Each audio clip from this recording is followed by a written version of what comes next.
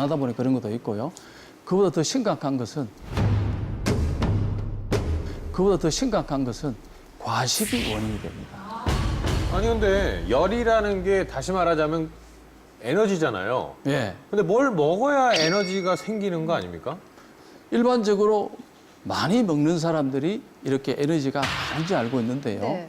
예를 들어 드리겠습니다. 새 있잖아요, 새. 네. 새가 둥지에서 알을 품을 때 있잖아요. 보통 2주에서 3주 동안은 일체 아무것도 먹지 않습니다. 왜 그러냐면요. 음식을 먹게 되면 체열이 손상이 되기 때문에 부화하는 데 지장이 있기 때문에 전혀 먹지 않습니다. 그래서 체온이 낮은 사람은 적게 먹거나 먹지 않거나 단식이 굉장히 좋은 역할을 하고요. 과식을 하게 되면 체열이 생산이 되지 않습니다. 체온은 떨어지기 때문에 실질적으로 그 성과를 받게 되고요. 그다음에 비만인 어린이와 그다음에는 아니면은 좀 마른 어린이 네. 상대적으로 보면은 비만인 어린이가 훨씬 더 체온이 낮습니다.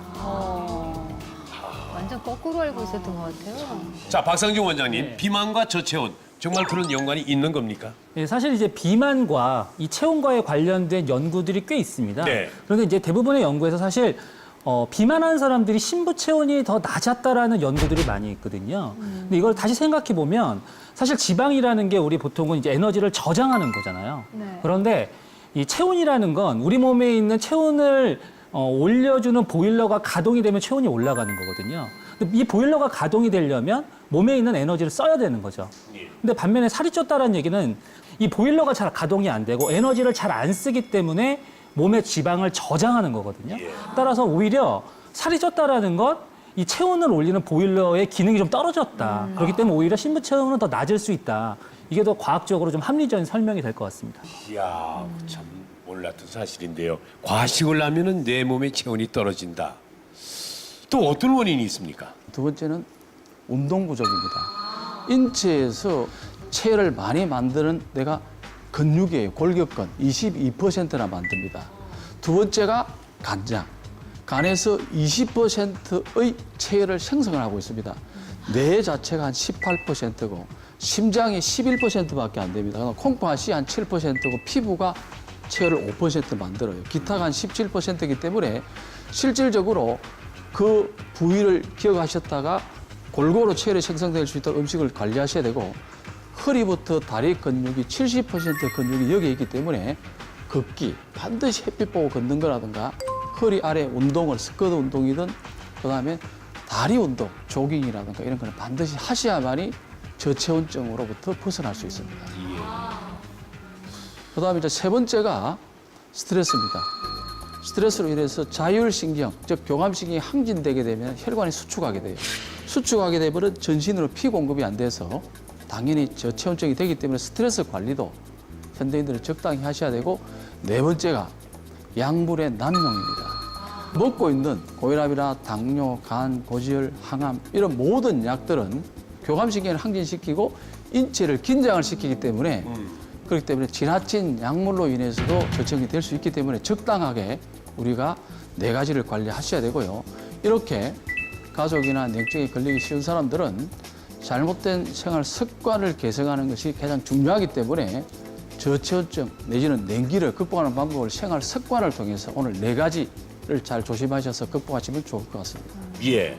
그렇다면 체온이 떨어지면 구체적으로 어떤 문제가 생기는 걸까요? 체온에 대해서 이제 일반인들이 잘 인식을 못해요. 말 그대로 인체의 온도, 생명력이에요.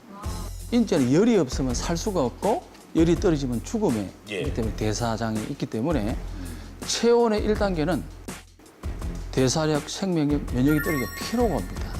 심신의 피로, 스트레스, 과로 이런 것들이 생기실 적에 피로가 풀리지 않는 것이 첫 번째 오게 되면 내 몸이 저체온증인갑다 생각하시면 좋을 것 같습니다. 자, 그렇다면 2단계는 뭡니까?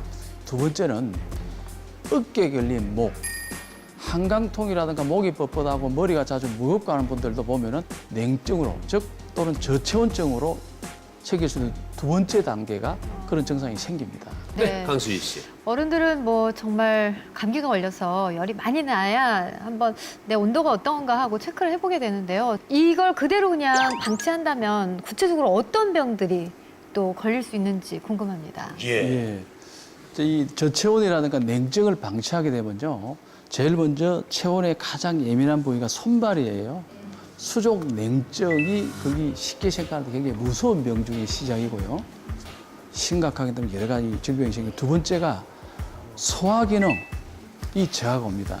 일반적으로 음식을 과식하게 되면 한 40% 이상이 혈액이 소화로 가기 때문에 보통은 한 20% 이하로 가 있고 운동을 하면 5%도 안 가거든요. 저체온증 환자들은 대체로 소화 기능이 다 떨어져요. 세 번째는 장이 차니까 당연히 변비라든가 복부 냉증이 시작되고 그다음 비만. 냉증이 있고 변비 있으면 거의 복부 비만이 생길 수밖에 없고요. 그다음에 당뇨나 고혈압. 체온이 떨어지니까 혈관에도 문제가 오겠죠. 그다음 각종 통증들, 결립 증상 심각한 것도 다 그렇고요. 그다음에 여자들은 생리통이나 불임도 실질적으로 여성의 하복부 냉증으로 인해서 생기는 질환으로 볼 수가 있고 각종 암 같은 경우도 35도 이하가 되면은 발암을 촉진한다는 보고가 나와 있기 때문에 어찌 보면은 감기부터 암까지 체온하고 연관이 밀접하다고 볼 수 있습니다. 이야.